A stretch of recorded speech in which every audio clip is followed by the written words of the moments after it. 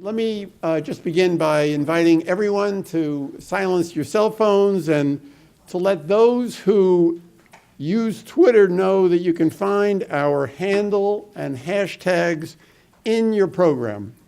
And I also want to thank the many people on Ned's staff, terrific young people who have done so much work to put on this meeting and also the Democracy Award event tomorrow. And I also want to thank Senator Menendez and Ambassador Brownback for taking the time to be with us today. Looking back at the Tiananmen Square massacre after 30 years, it is now clear that it was a decisive turning point in the history of the modern world. Before the massacre, the world seemed to be at the threshold of an historic transformation toward freedom and democracy. The third wave of democratization was cresting, and the communist regimes in Central Europe and the Soviet Union had entered a crisis that was to leave them on the ash heap of history, as Reagan said in his Westminster address. The breakthrough elections in Poland leading to the democratic revolutions of 1989 took place on the very same day, June 4th, as the Tiananmen Square massacre. But the massacre changed everything. I think we know that now. It closed off, for how long we don't know, the possibility of democracy in the world's largest country. And it opened the way for the rise of China as a dictatorship, something that Nobel laureate Liu Xiaobo said would not just be a catastrophe for China, but, and this is a quote from an essay he wrote in 2006, but would likely also be a disaster, he said, for the spread of liberal democracy in the world. Liu was right. Against all the conventional wisdom among the political establishments in the United States and other democratic countries, which believed that China would liberalize as it grew economically, China has become increasingly closed and repressive. Its new wealth also financed policies that threaten democracy. A comprehensive military buildup in the South China Sea and elsewhere, the $1 trillion Belt and Road Initiative targeting more than 60 countries, the construction of a massive surveillance state using the most sophisticated facial and voice recognition technologies, and the promotion of an ideological offensive against democracy involving the investment of $10 to $15 billion in so-called sharp power information tools to manipulate target populations and promote its own preferred authoritarian ideas, norms, and model of governance. This is where we are today. And as we think about how to respond to this new and very worrisome challenge to democratic values and security, we will need to bear in mind something else that Liu Xiaobo said, that it is in the vital interest, he wrote, of all democratic countries and freedom-loving people to rescue the world's largest hostage population from enslavement. Within that hostage population, no groups are more threatened than the Tibetan and the Uyghur peoples, who are victims of what the Dalai Lama has called cultural genocide, and religious believers among the Han majority, especially the house church movement and the rural Christian underground.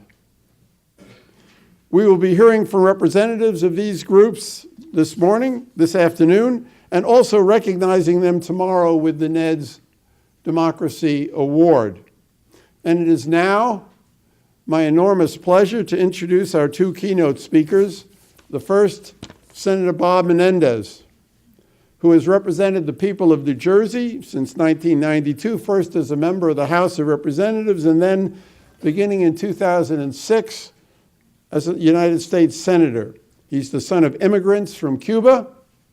He has established a reputation for his determined leadership in the Senate on issues of advancing democracy and defending human freedom. While serving as chair of the Senate Foreign Relations Committee and now as ranking member of the committee, Senator Menendez has sought to support the most vulnerable and lend a voice to those least able to speak for themselves. He has advocated for women and children struggling with oppressive poverty in Central America and Africa, and he has stood by democracy activists struggling for fundamental rights against tyrannical regimes in Cuba and Russia, and of course in China as well. He has prioritized bipartisan efforts in foreign affairs and has earned the respect of his colleagues in Congress for his principled foreign policy positions. And he's also a great friend of the NED. It's a great pleasure for me to welcome today Bob Menendez.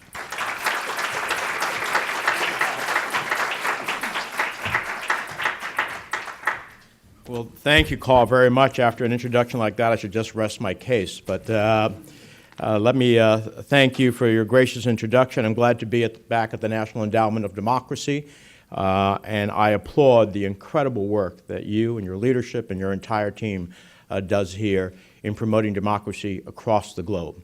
If there was ever a time in which the NED's work is more compelling, it is now. In my 27 years of doing foreign policy work between the House and the Senate, I've never seen a confluence of global events in terms of challenging democracy and human rights as I have now. So the NED is incredibly important. The only thing I really don't like about the NED is that you stole my staff director, Jody Herman, twice from me. Not once, but twice from me. So you're very lucky. Let me congratulate the extraordinary 2019 Democracy Award recipients. It is easy to promote and advocate for human rights and democracy from abroad, where you live within those that observe your human rights and democracy. It is far more difficult to do it from the belly of the beast. So I want to commend all of you for your extraordinary work. And I'm thrilled to be here with our Ambassador at Large for Religious Freedom, Ambassador Brownback. As we commemorate the 30th anniversary of the Tiananmen Square massacre, I welcome this opportunity to discuss human rights in China, America's role in the world, and the importance of a values-driven foreign policy. Indeed, the events of 30 years ago continue to resonate because of our collective commitment to building a more just and decent world. Our values and highest ideals form the foundation of that commitment. Ideals like justice, democracy, the rule of law, freedom of expression, and human rights. For the past 240 years, those ideals have guided our own nation's ongoing and unending pursuit of a more perfect nation. And they are the same values that led Chinese students to courageously erect a replica of the Statue of Liberty in Beijing 30 years ago. We cannot forget them, especially at a time when those democratic values are under assault like never before. Today's threats may look different. Often they come not in the form of tanks, but tweets. We are just now collectively beginning to recognize the scope of the threat. The digital technologies that transformed our lives and connected the world also have the potential to corrode democratic institutions and the values we hold dear. In these uncertain times, a robust civil society, including institutions like the National Endowment for Democracy, is more essential than ever. Never before, as I said, in my more than 2.5 decades in Congress, have I been so concerned by confluence events both at home and abroad. Certainly, we have faced down challenges before. What's uniquely concerning today is that unlike 30 years ago, when America stood with the brave Chinese people in the face of oppression, we hear deafening silence from the White House at best, and voices fanning the flames at worst. So as we reflect on human rights in China and abroad, we must also look inward. We must ensure our values guide our efforts to strategically and coherently respond to China's rising power and growing authoritarianism. When Xi Jinping, declaring himself president for life, cracking down on civil society and human rights, introducing an Orwellian system of mass surveillance, advancing militarily in the South China Sea and economically in Africa and the Western Hemisphere, I know it may surprise for some to hear me say this, but I agree with President Trump that China is a serious threat to the United States. The China that challenges us today is the China that chose its path on those fateful days in June of 1989. China is playing four-dimensional chess, militarily, economically, diplomatically, and ideologically as well. Over the past 3 decades, China has sought to emerge as a regional military hegemon, including through increasingly provocative behavior in the maritime domain. In the South China Sea, China's aggressive island-building campaign and its rejection of international law threaten not just regional stability, but greater U.S. interests, including the free flow of commerce, freedom of navigation, and in the peaceful resolution of disputes consistent with international law. When it comes to trade, over the past decade, we have witnessed China increasingly bend the rules to its own benefit in order to secure its position as the world's second-largest economy. While I question the Trump administration's discipline, temperament, and ability to rally the world to confront this challenge, I still hope that the U.S.-China trade negotiations yield real structural reforms. We must address China's theft of intellectual property, forced technology transfer, manipulation of market access, preferential treatment made through the Made in China 2025 program, underwriting of state-owned enterprises, and the intertwined relationships between companies like Huawei and the Chinese national security apparatus. But we cannot ignore how China's Belt and Road Initiative has brought it influence in everything from port contracts to votes at the United Nations. Without a strategy, we risk letting China remake the developing world in its own repressive image. We see United Front efforts to grow China's influence take many forms, from the Confucius Institutes on American campuses to setting up party cells in U.S. businesses to targeted espionage from tech research to massage parlors and Mar-a-Lago. Perhaps most distressingly, Xi Jinping has overseen the rise of a neo-Maoist authoritarian surveillance state. Under the guise of so-called re-education campaigns, his government has brutally forced nearly 1 million Uyghurs in Xinjiang into heavily surveillanced, forced labor camps, a model he may intend to expand throughout the country. That's why Senator Rubio and I introduced the Uyghur Human Rights Policy Act of 2019. Of course, China's backslide on human rights goes far beyond Xinjiang. Space for civil society and free thought is barely existent. Human and technological surveillance is omnipresent. Chinese citizens who speak out face imprisonment. Tibetans were, in many respects, the test subjects for the sort of ethnic surveillance we now see in Xinjiang. Today, they face wide-scale repression and harsh controls on religious, educational, cultural, and linguistic freedom. CCP authorities likewise repress Chinese Christians, Falun Gong members who face forced labor and torture for their religious beliefs.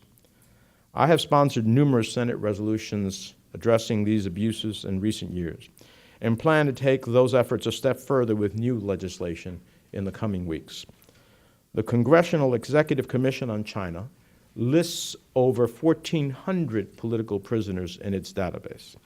Many of these names, like Wang Chawanzhang and Huang Qi, are familiar to many of you in this room.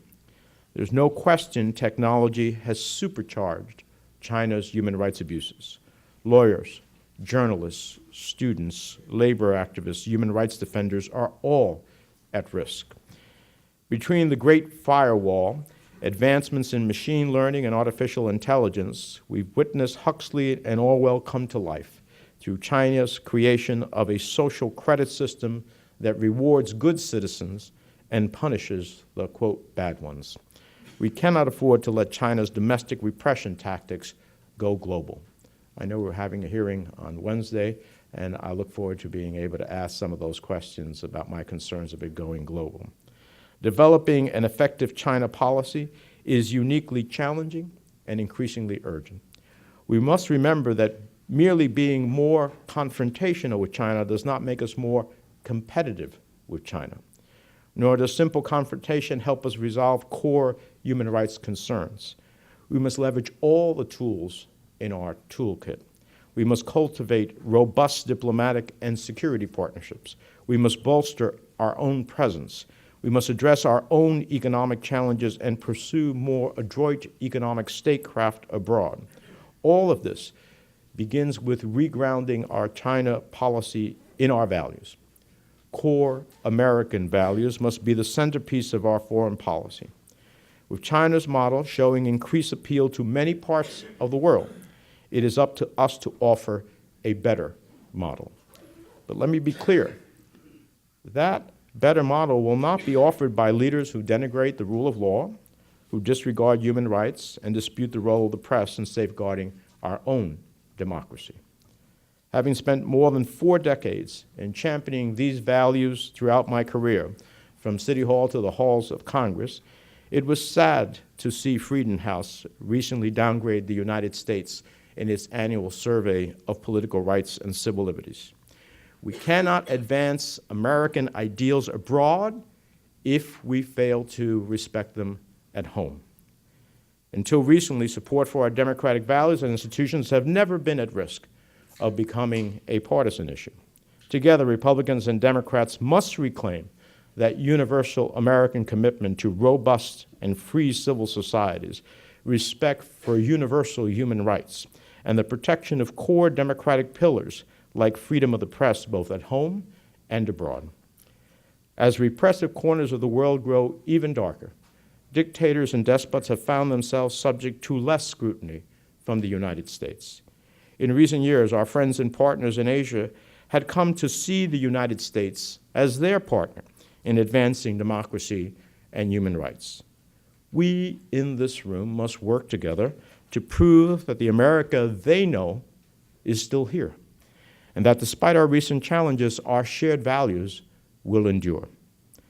As we reflect on 30 years since Tiananmen, we can look to Taiwan, for example, of how steadfast support for our values can help yield a flourishing democracy and economic partner for the United States in the region. That's why I've sponsored and co-authored legislation to address Taiwan's security needs and promote the health of its democracy. Second, we must ensure America can compete with China as it assumes a global role in the Belt and Road Initiative. We must work with recipient Belt and Road countries to strengthen their ability to negotiate good terms for Chinese investment, or else we risk having the rule of law in these developing nations washed away in a flood of Chinese cash. We are ideally positioned to help countries protect themselves and their people. We can help set standards, offer technical and diplomatic support, stand up for human rights, including for labor, the environment, and support institutions that empower the weak to pursue justice with the strong. We must reinvigorate our development finance institutions, as Congress did with the BUILD Act last year. And as I prepare new legislation to bolster our economic diplomacy and statecraft, I hope we can all agree that such efforts must be paired with bold efforts to prepare the American people to succeed in this new world. Third, instead of attacking international institutions vital to democratic governance, we must partner with like-minded nations to restore faith in these institutions, the institutions we created after World War II that have largely brought us peace, stability, and prosperity for over 3/4 of a century. We must do more to ensure these bodies are responsive to the needs of our people, and we must make them more resilient among new challenges. And finally, instead of slashing resources for the NED, we should invest in institutions that support democratic governance globally and stand with those who seek freedom, from China to Venezuela and beyond. So let me be clear. This administration does not speak for all Americans, or even most. And I intend to do my best to ensure that Congress, as a separate and co-equal branch of government, as devised by the founders under Article 1 of the Constitution, stands up for these values when others won't. On anniversaries such as today, it's tempting at times to lose hope. 3 decades can be a long time. But we cannot give in to that temptation. We must not lose heart, we must not lose focus, and we must not become unmoored from those principles established in the Universal Declaration of Human Rights, the principles that brave demonstrators stood for in Tiananmen Square 30 years ago. We must remember what makes America a leader of nations. It wasn't just the strength of our military or the dynamism of our economy. It was the enduring power of our ideals. Much is rightly made of the economic support provided by the United States to the world in the wake of World War II. But I believe that the investment in dollars was dwarfed by the investment we made in sharing our ideals. Those ideals inspired the creation of an international system rooted in the democratic process and strengthened by democratic institutions. Together, those institutions have preserved the peace and unlocked untold economic progress, not just for the American people, but for billions of people across the world, including hundreds of millions in China. Yet we must ensure these institutions thrive in the 21st century. We must be flexible in the face of change. We must be open to reform. We must adapt to new challenges, whether it be disruption by new technology or the rise of new powers. I imagine there's even a place for a prosperous China, one that plays by the rules of the road to work with us to shape this new era. But we cannot abandon the values that animate the global architecture we work so hard to build. To dismiss them now would be a grave mistake. So, as Liu Xiaobo said in 2005, and I quote, "In a totalitarian state, the fight for freedom comes from the accumulative efforts of the people. Without such efforts, very little will happen. One can see that there are many failures and sadness during this process, and most struggle for human rights will result in failure, but it is a continuous awakening which will not be contained by lies and repression." As the ranking member on the Senate Foreign Relations Committee, recently reelected to a 6-year term, I believe in the values that I've described here today and their capacity to continuously awaken our fight for the freedom of all people. I have many colleagues, both Democrat and Republican, who believe in these values as well. As we grapple with an administration that refuses to stand up for human rights, a free press, and democratic values, we'll continue demanding that Congress step in to fill the void. Because democracy will not defend itself. We must defend democracy. We cannot be silent as this administration signals to the world that America is no longer exceptional and that our behavior should be no different than a Russia or a China pursuing power, acting transactionally, avoiding accountability. We cannot allow for such willful degradation of who we are. We're a nation of immigrants, of dreamers, of innovators, of believers in human rights and the dignity of all people. We must remind ourselves of the sheer power of an informed democratic society living in freedom. We must continue to be the beacon of light, that ray of hope to everyone in the darkest corners of the world. We must lead with values that have made us great. For these are the democratic values that empowered the American people to overcome injustice, to advance equal rights, and bend the arc of history towards progress for the past 200 years. When we champion these values, they echo far beyond our borders. They define our leadership around the world. They make America exceptional. And together, they are the better model. And in these values that inspire others to work with us, to partner with us, and to rally with us in facing down the greatest challenges of our time. We owe those who stood in Tiananmen Square 30 years ago and the Chinese people absolutely nothing less. Thank you very much for having me.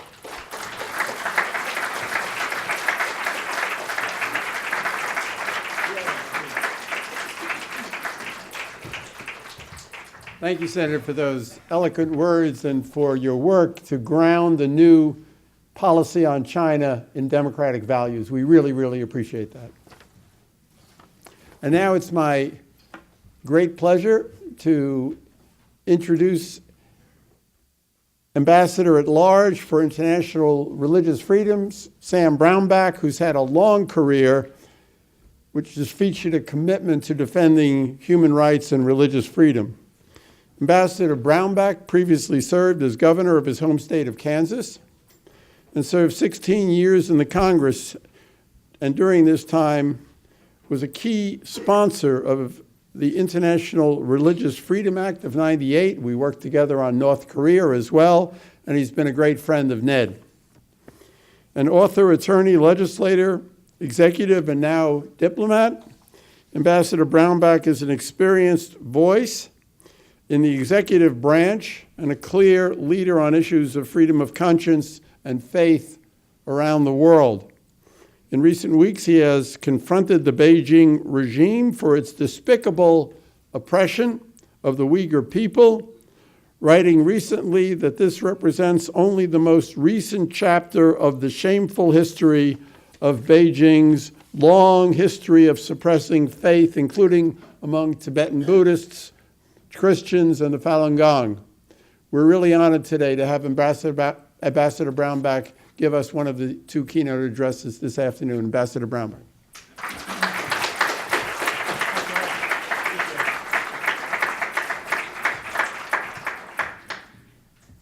Thanks, Carl. Appreciate that. And what a pleasure to be back with you here and at such an important time and such a key occasion. And I'm delighted for the work that Ned does. You've done excellent work for the many years that I've been associated with you.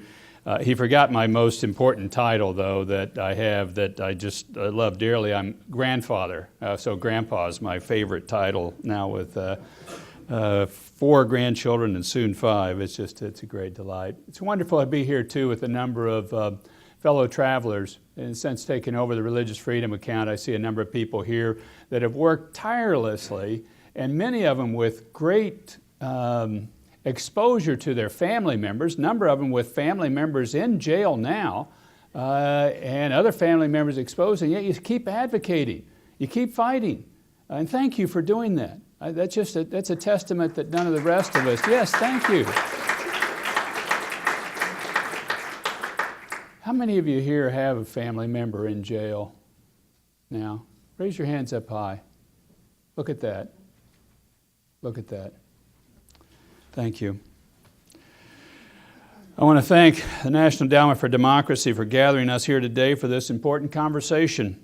And I want to thank all of you for attending. It's great to be here with these honorees, these 3 amazing organizations, I might add, who fought in the trenches on behalf of the Tibetan people, the Uyghur people, and the house church movement in China.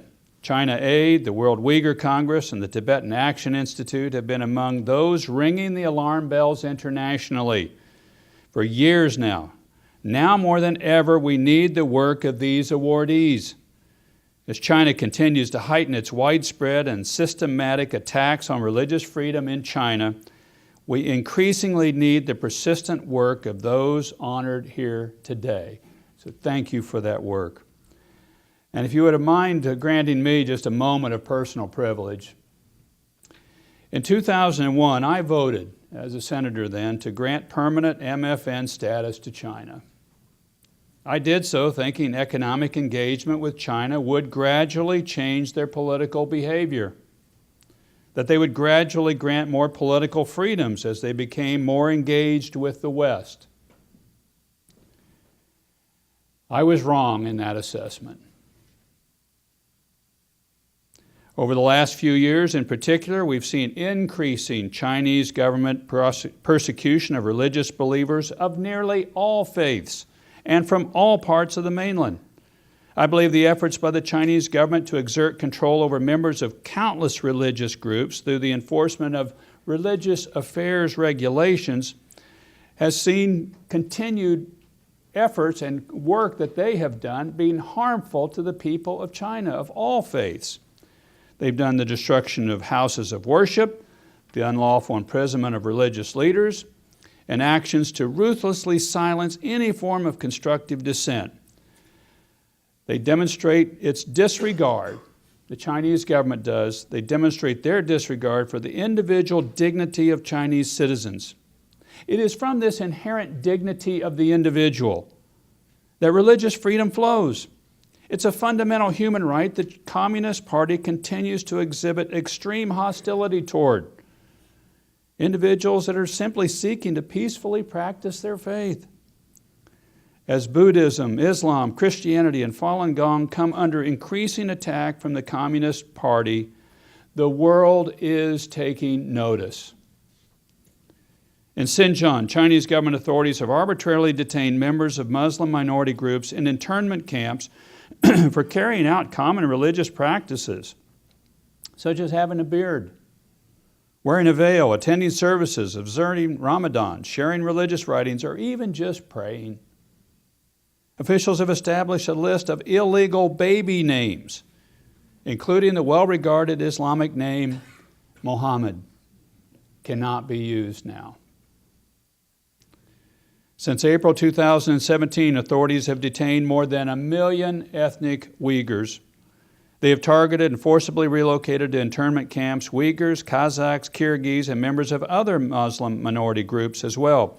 Family members do not know the whereabouts of their loved ones or even whether they are dead or alive. The Trump administration is deeply concerned and considers this oppression a deliberate attempt by Beijing to redefine and control Uyghur identity, culture, and faith. China describes these sprawling camps featuring guard towers and barbed wire separating teachers and students as simple vocational training centers. Yet we must call these centers for what they are. They are internment camps created to wipe out the cultural and religious identity of minority communities. Numerous reports indicate that mainland authorities force innocent people into these camps, often based primarily on their religious beliefs and ethnic identity. They are held for an indeterminate amount of time and subject to physical and psychological torture, intense political indoctrination, and forced labor. In November, a survivor of one of these camps told the United States Congress that she was brutally tortured and witnessed at least 9 other innocent women in her cell die in just a few months. The same one was separated from her triplets, and tragically one of her children died while she was being held in the Chinese government custody. China's deliberate effort to strangle Uyghur culture and stamp out the Muslim faith extend far beyond the camp's razor wire enclosures. It affects every aspect of life for these ethnic minorities.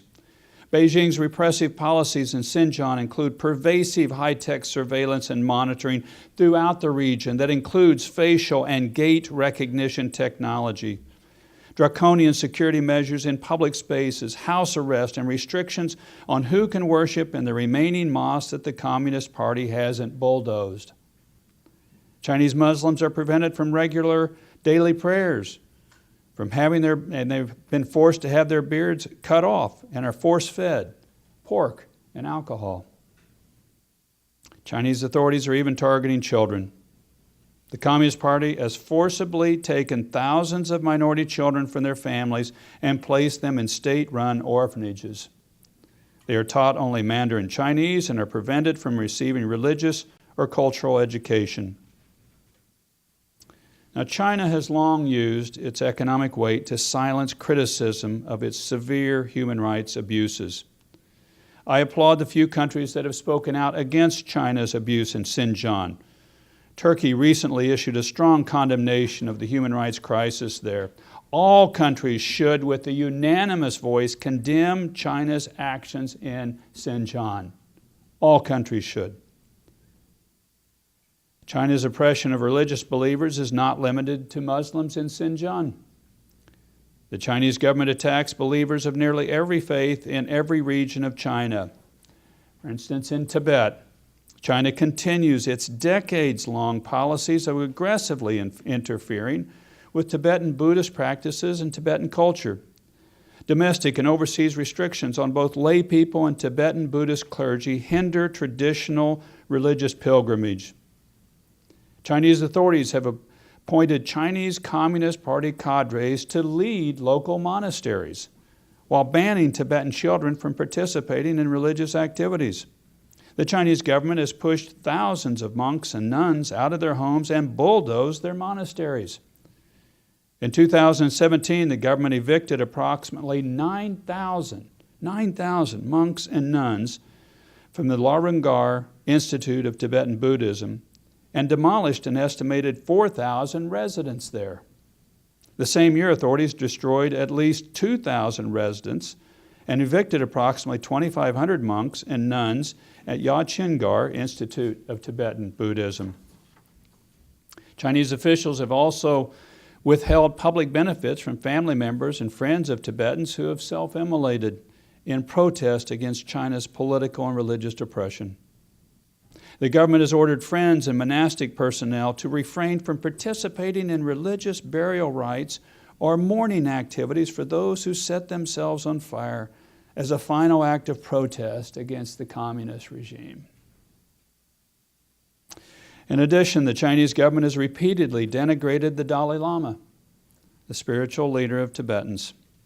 The Chinese government bans his pictures and his teaching, and it arrests people who openly revere him.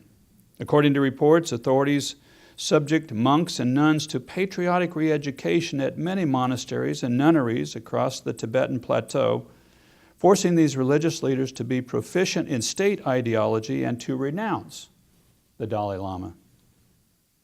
The Chinese government has also long interfered in the succession process for spiritual leaders in Tibet. Most notably, in 1995, it abducted the 11th Panchen Lama when he was 6 years old, abducted him along with his parents. The world still does not know if the Panchen Lama is dead or alive. He would be celebrating his 30th birthday next month. Following the abduction, the Chinese government asserted its own choice as the Panchen Lama. That child grew up in Beijing. The Chinese government only allows him to have brief supervised visits to the Panchen Lama's traditional monastery in Tibet, and that for photo ops. We call upon the Chinese government to release immediately the Tibetan-recognized Panchen Lama, or to share the truth about his faith with the world. We do not accept the Chinese government's often repeated and extraordinarily flimsy claim that he is studying and does not want to be disturbed. This is the Chinese government's record, and it indicates that they are likely to interfere in the selection of the next Dalai Lama. The international community must make clear now that we stand unequivocally with the Tibetan people. We believe that members of the Tibetan community, like members of all faith communities, should be able to select, educate, and venerate their religious leaders without government interference. The Chinese government has also increased its repression of Christians. Last year, mainland China began enforcing amended regulations for religious affairs. Those regulations give the government more power to control where people worship, with whom they worship, and what the content of their worship is. Since those regulations came into force, the crackdown on Christianity has increased dramatically. Starting on Good Friday, of all days, last year, Chinese officials began to enforce a ban on the online sale of the Bible. This makes Christians' holy text the only one from a major religion that cannot be sold legally through online sales. And you ask the simple question, why is the Chinese government afraid of the Bible? In Zhejiang province, observers estimate that from 2014 to 16, the Chinese government destroyed more than 2,000 crosses in Christian churches. In the same province today, there are reports of officials pressuring believers to renounce their Christian faith. Media reports also indicate that over the last year, government authorities throughout China have forcibly closed hundreds of unregistered churches from house church Protestants and underground Catholic communities. To give just a few recent examples, in September, Beijing authorities ordered the closing of the 1,500-member Zion Church. A few months later, authorities shut down the 40-year-old Wangguangyi Church in Guangzhou. In Chengdu, in May of 2018, government authorities forcefully detained more than 200 members of the Early Rain Covenant Church. 7 months later, government officials permanently closed the church. At least a dozen members remain detained, and their whereabouts and health condition remain unknown. Chinese authorities have charged Early Rain pastor Wang Yi and his wife Jiang Wang, with inciting subversion of state power. China is using baseless political charges to attack individuals for simply practicing their faith. I stand here today in support of Pastor Wang, his wife, and other members of their church and call on the Chinese authorities to release them immediately. Through all of our efforts, we're chasing a simple but important dream. That one day all peoples around the world will be able to exercise their fundamental freedoms, including the right to religious freedom, allowing individuals the liberty and dignity to do with their own soul what they wish. Religious freedom at its core is about the freedom of conscience, the freedom of individuals to hold the belief of their choice or to change faiths. It includes the freedom to worship alone or in community with others, to educate children, and to share the faith. It is a right that is strongly linked with other fundamental freedoms, like peaceful assembly and expression. But unfortunately, these liberties are under attack. Together as a community with shared values, government, civil society, and faith communities, we can make an impact and push back against China's repressive campaigns. As the detained pastor of the Early Rain Church, Wang Yi, said, quote, "In Xinjiang, in Shanghai, in Beijing, in Chengdu, the rulers have chosen an enemy that can never be imprisoned, the soul of man. They will not win this fight." I congratulate the awardees and their work. I thank you for your work and the things that you're doing. I hope and pray that out of events like this, you will gather renewed strength and vigor for this fight. It is critically important, and this is a critical time. And I'm honored to know each of you, and I'm impressed with what you've done. And together we'll win this fight. God bless you all.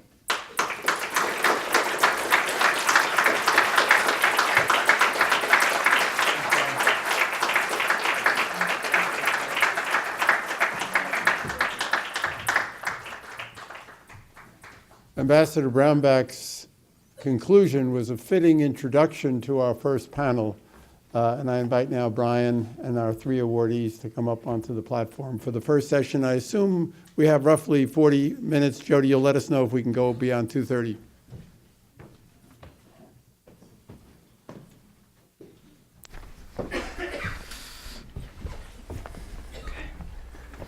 Lights on? Yes. Good afternoon, everyone. My name is Brian Joseph. Excuse me. I'm the Vice President for Programs here at the National Endowment for Democracy. As a colleague of mine noted the other day, the level of repression and the scale of human rights violations in China today are of an entirely different magnitude. To think about it simply in traditional human rights terms can appear as if we are missing the broader picture, the planned systematic destruction of entire societies. No longer can we talk about rights violations in a compartmentalized manner. Until the last few years, the human rights discourse in China focused on specific rights: language, religion, speech, association, ethnicity. As we will hear from our three distinguished Democracy Award winners today, there is an urgency to the challenges to their communities, which will require us to consider how we engage in the struggle to advance freedom in China. You have all of their bios, but because they are the Democracy Award winners, and that's why we're here today, please allow me to read a little more about each of them. Bob Fu is a leading voice for persecuted communities in China. Born and raised in China, Bob was a student leader during the Tiananmen Square demonstrations in 1989. He was also a Christian house church leader in Beijing until he and his wife were imprisoned for 2 months for illegal evangelism in 1996. Bob and Heidi fled to the United States in 1997 and founded China Aid in 2002 to bring international attention to China's gross human rights violations and to promote religious freedom and the rule of law in China. Bob regularly briefs and advises governments about religious freedom and human rights and has testified before congressional and parliamentary committees in the US and Europe, as well as international human rights bodies, including the UN Commission on Human Rights. Dolken Issa, to my left, began his work as an activist as a student leader at Xinjiang University. After leading pro-democracy student demonstrations in 1988, he was dismissed from university and endured years of persecution before fleeing China in 1994 and seeking asylum in Europe. In 1996, Dolken established the World Uyghur Youth Congress, and in 2004, helped co-found the World Uyghur Congress.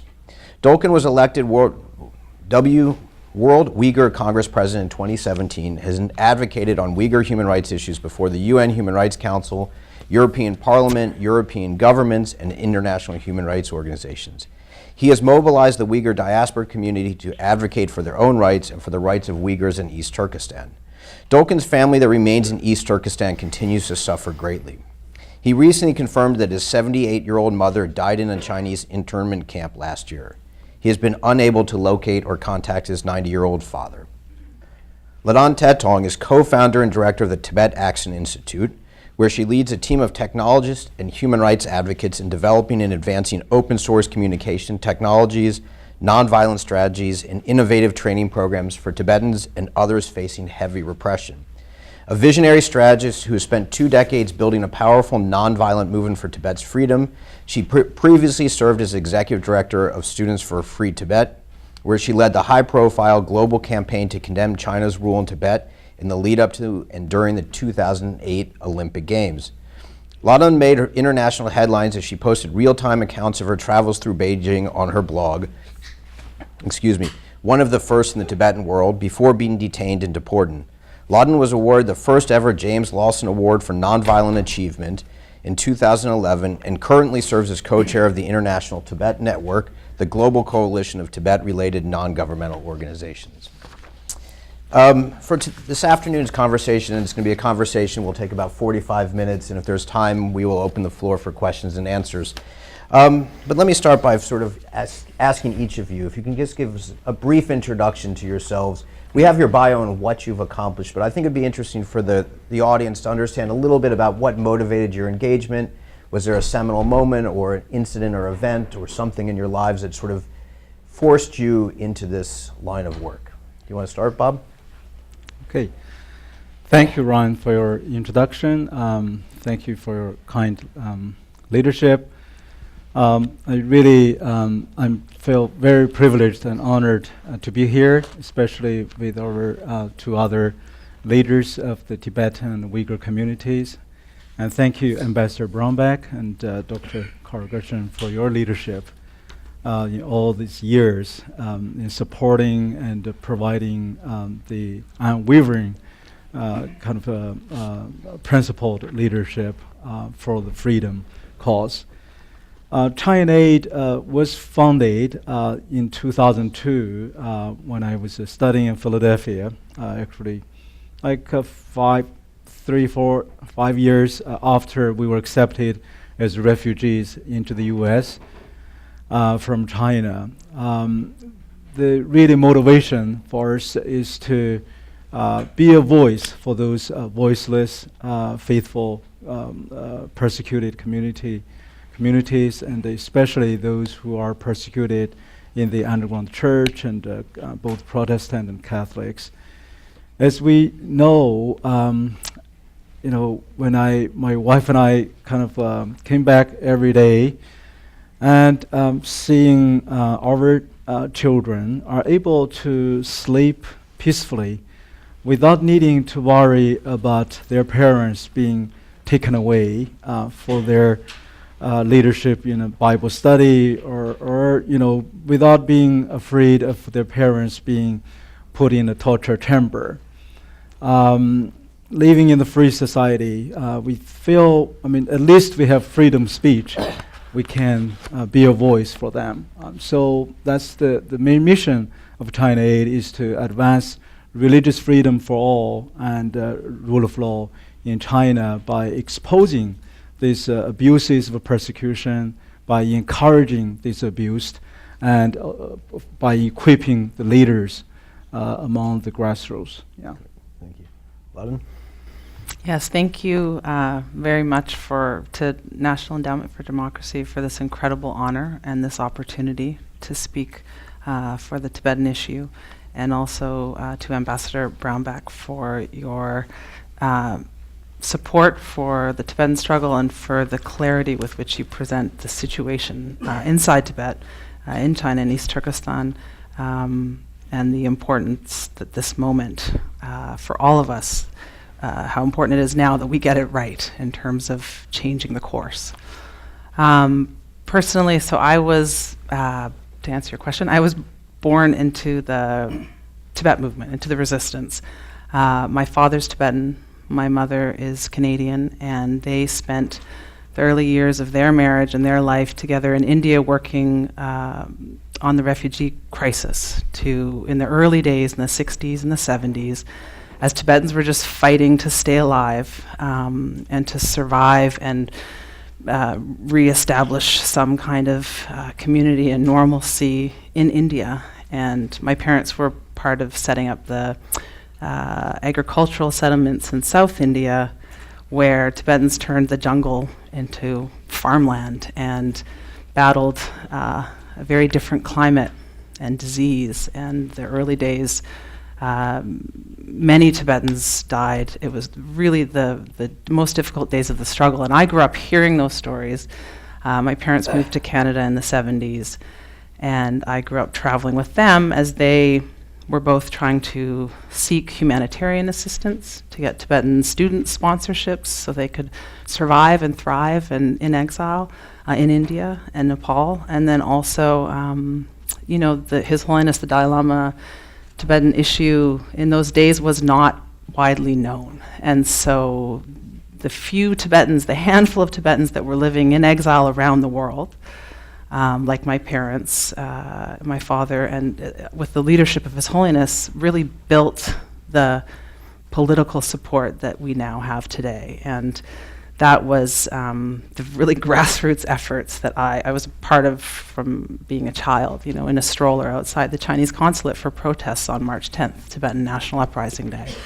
And eventually I got the opportunity to serve and to work. At university, I had a chapter of Students for a Free Tibet. And I had the opportunity to come to New York and to work for 10 years with Students for a Free Tibet and to get training and empowerment and, the grassroots experience of doing the work in the trenches of the movement to try to shine the light inside Tibet, to try to support all of the initiatives and follow the leadership of His Holiness to provide some protection or some support for Tibetans inside who were carrying out the freedom struggle in the darkest and most difficult times. And the Olympics campaign was, I think, the major turning point for many of us, but also just a moment where we realized we could insert Tibet and human rights into the story that China did not want to happen at that moment, and to make sure that Tibet was not forgotten, and that China's narrative on Tibet, that Tibetans were happy and prospering under Chinese rule, that would not succeed. Great, thank you. Dolken? Thank you. I would like to also thank National Endowment for Democracy, President Carl Gresham, organized such wonderful event. And Turn your mic on. Oh yeah. sorry. Thank you, National Endowment for Democracy and the President Carl Gresham organized such wonderful event. And also I thank Ambassador Brownback. He really supports Uyghur cause since many years, particularly since after the concentration camp issue coming internationally. So World Uyghur Congress is umbrella organization and the united voice of the Uyghur people in the exile. And this is the umbrella and the representative organization. It was formed 2004 in Germany, based in Munich in Germany. World Uyghur Congress, we are mostly working, advocating the Uyghur right to the international, particularly United Nations Human Rights Council, European institution, European Parliament, and the national government, national parliament, and also closely cooperate with international human rights organization as well. As you know, and just since the recently years, Uyghur cause was not well-known cause. Most of some people didn't know the Uyghurs. Tibet cause is very famous, everyone knows, but Uyghur cause was the very well less known cause. So that's why World Uyghur Congress, we are trying to bring to the Uyghur issue to the internationally and takes international attention, because Uyghur problem is a Tibetan problem, is complete same problem. But there are several reasons Uyghur issue is not well known. That's why World Uyghur Congress want to take this mission and bring this cause internationally. We have a lot of job and advocacy work around the world. And I personally Ryan already introduced to me. I was born in East Turkestan and I escaped my country in 1994. Since 25 years, I'm living in exile. Since then, I have never been to my hometown. Since then, I have never seen my parents, brothers and sisters, my friends. Since 1997, Chinese government put my name in the Interpol red notes. I was suffering 21 years as a terrorist and the red notes by the Interpol. But I have never disappointed with this. I had continued fighting for my right, and I got a lot of international support. Finally, 2018, last year, my red note was deleted. No, my name not anymore in the Interpol red notes. So, and one thing I would like to mention, I would like to take your attention. Today is last day of the Holy Ramadan. More than 1.5 billion Muslim people peacefully fasting whole 1 month, but exception Uyghurs, Kazakh in East Turkestan. And the whole Holy Ramadan month, Chinese government forbidden fasting. Ambassador Brownback already mentioned, even you cannot give the name Muhammad, Aisha, Semet, such a name to your baby today. No any religious freedom. So this year, particularly 2019 Ramadan month, very critical, very miserable month for the Uyghur people. And tomorrow is Ramadan Bayram, Ramadan festival.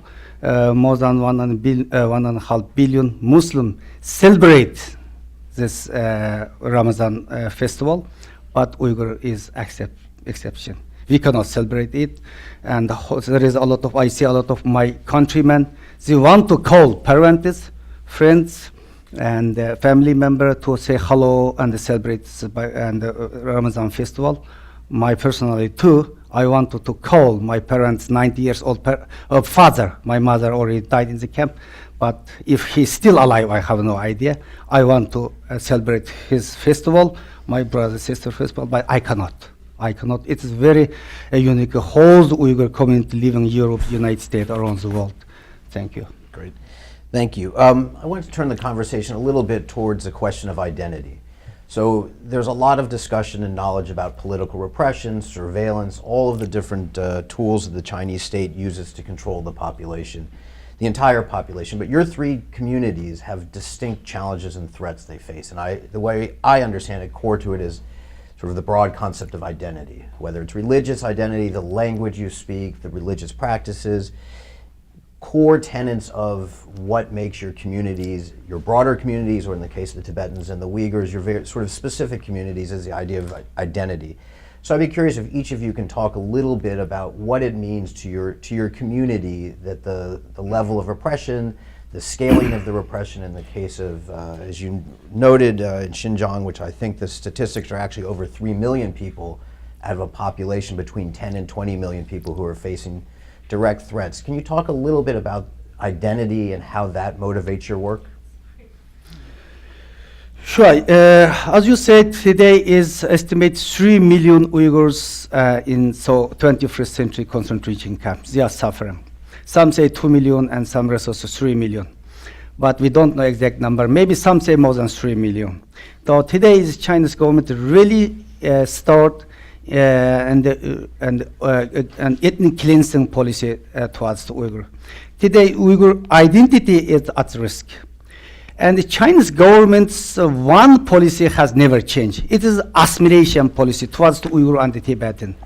Chinese government implemented this policy, sometimes used very violent way, sometimes with some mask. Particularly Xi Jinping talks of power 2013, we have witnessed and really start to very clearly, even ignored all international warning, just very clearly implemented ethnic cleansing policy today in East Turkestan. You know, and I can say some example. Language, religious, and the cultural is most important factor of the one identity. And Islam and the Uyghur language and Uyghur culture is the most important factor of the Uyghur identity. Today, Chinese government continually targeting this Uyghur language. When I was studying Xinjiang University, Uyghur language is, I learned this Uyghur language. But start 2004, Chinese government so-called bilingual education system, actually it is Mandarin education system, stopped the Uyghur language at school. But step by step, from 2006, then from kindergarten to the university, all the Chinese language education system. Then 2017, Chinese government made official announcement saying just throughout bilingual education system, so Chinese language, Mandarin education system. Today, Uyghur students, school children cannot speak each other during the break time at school. And religious, it is one of the important factors of the Uyghur identity. We already talked a little bit. And since 2016, 2017, within 1 year, more than 3,000 to 5,000 Uyghur mosques in East Turkestan destroyed completely. You know? Today you cannot go to the mosque, you cannot pray. And so many mosques is destroyed, so many mosques is already banned. You know? All the mosque is empty. And the culture, just I give you some example. Kashgar is one of the ancient city of the Silk Road. Yeah. More than 2,000 years history. 2008, 2009, Chinese government start so-called new host reform policy and they destroy whole cultural heritage. More than 75-80% cultural heritage control destroyed. Then 2017, World Uyghur Congress with campaign to save the Kashgar cultural heritage. Then European Parliament 2012 passed urgent resolution asks Chinese government stop this destroy the Kashgar cultural heritage. But that time is already 75-80% all the cultural heritage is destroyed. So today Chinese government really implemented and cultural eradicated all the Uyghur identity. Thank you. Alden? Yeah, so it's clear the Chinese government is hell-bent on destroying, eliminating Tibetan identity. Because this distinct identity, this is a threat to the Chinese state. They see it as a threat, that Tibetan cultural, religious, linguistic, national existence, really, they will not have the loyalty. They do not have the loyalty of the Tibetan people. The loyalty of the Tibetan people is first and foremost to His Holiness the Dalai Lama and to Buddhism or to their faith. And this was made clear in 2008 when Tibetans all across the 3 historical provinces of Tibet rose up in March 2008 at the moment the Chinese government least wanted any sign of instability or dissent.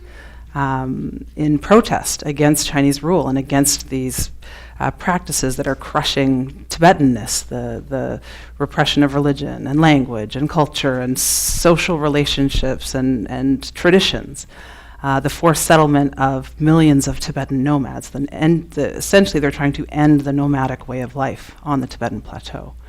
And so for Tibetans, there has been the exile, the political movement, the support for Tibet, the leadership of His Holiness has provided some protection and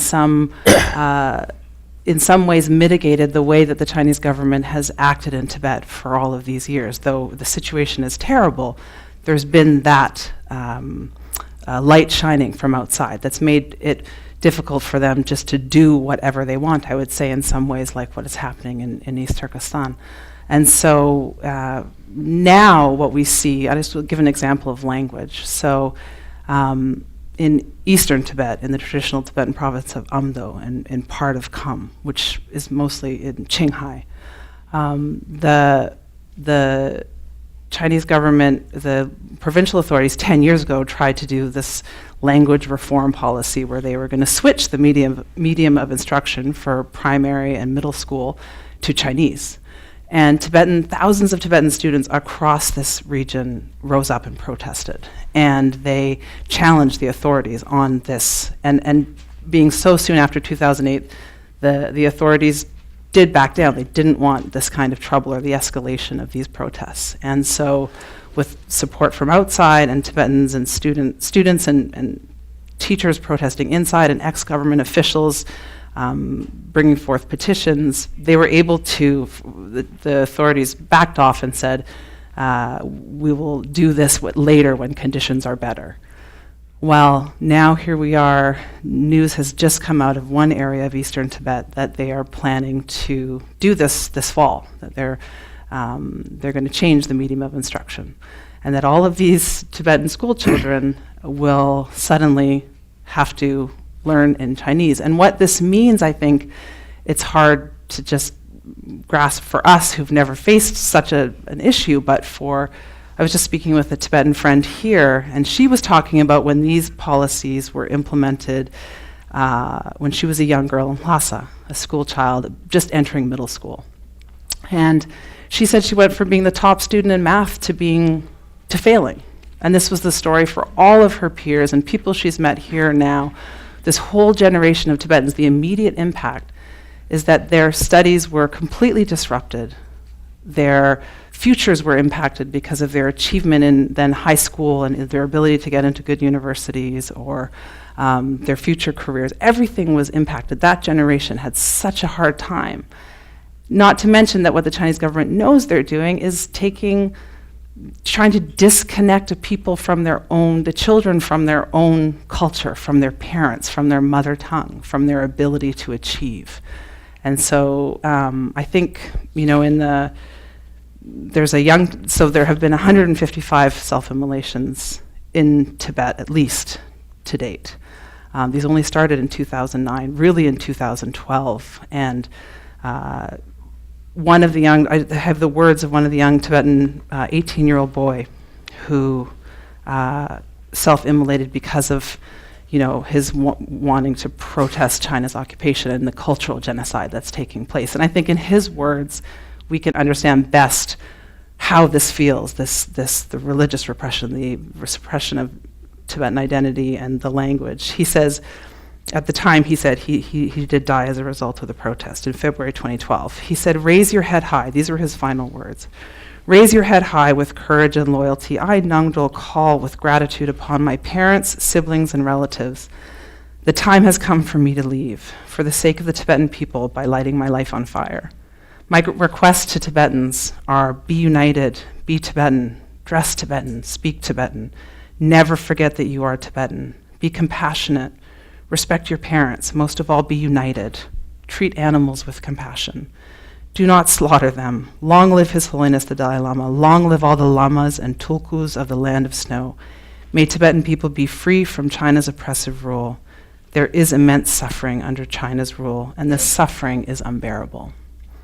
I think that's one of the most clear expressions of what this means to people, to an 18-year-old boy. Absolutely. Bob? Yeah, in terms of the Chinese Communist Party's religious policy toward the Protestant and the Catholic communities, since these two communities have, do not necessarily affiliated with one, ethnic group. So the religious policies are always designed for absolute control, if not absolute destruction. Especially, under President Xi Jinping's regime, this slogan called sinicization, which really, in essence, means pacification. 宗教中国化就是宗教法西斯化。It means basically, if the church or both personnel or doctrine, if it's not under the CCP's absolute control, then I mean, that if you don't follow the party's words or to follow the party's path called 听党话,跟党走. So this slogan, like follow the words of the party and walk with the party, is put as posters everywhere in the churches, both the Protestant and Catholic churches. And then you're facing destruction. I mean, so under President Xi's regime, I mean, the administration, since he took power, the first experiment he had happened in Xinjiang. I mean, immediately, unprecedentedly, that even the government-sanctioned, registered, supposedly legally kind of protected churches were targeted. Within a year or so, at least over 1,700 to 1,800 church crosses were being demolished, destroyed, and taken down, and many even churches were being totally destroyed. And after that experiment was deemed as successful, and then the campaign started all over China. And for the first time since the Cultural Revolution, that the Chinese regime would force the religious believers, certainly to the Christian community, to sign a form to renounce their faith, and no children,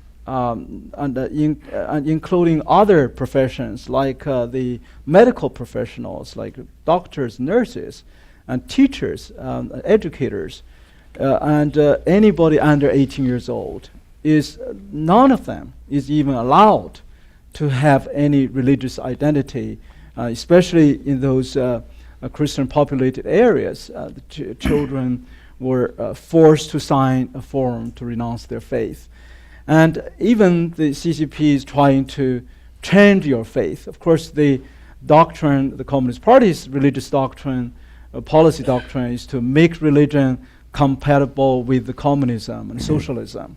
So they want to change your doctrine. I mean, we have instances showing Xi Jinping sent religious affairs inspectors going different churches, mosques, and even Buddhist temples, try to examine and change your doctrine. So in one instance, we already documented that religious affairs inspector would change the 10 commandments to none by removing the first commandment. And now there's a 5-year retranslation of the Bible plan to make the Bible, the scripture, compatible with socialism. So this is an ongoing campaign. And also the torture of believers shows a very kind of a destructive force in the name of national security.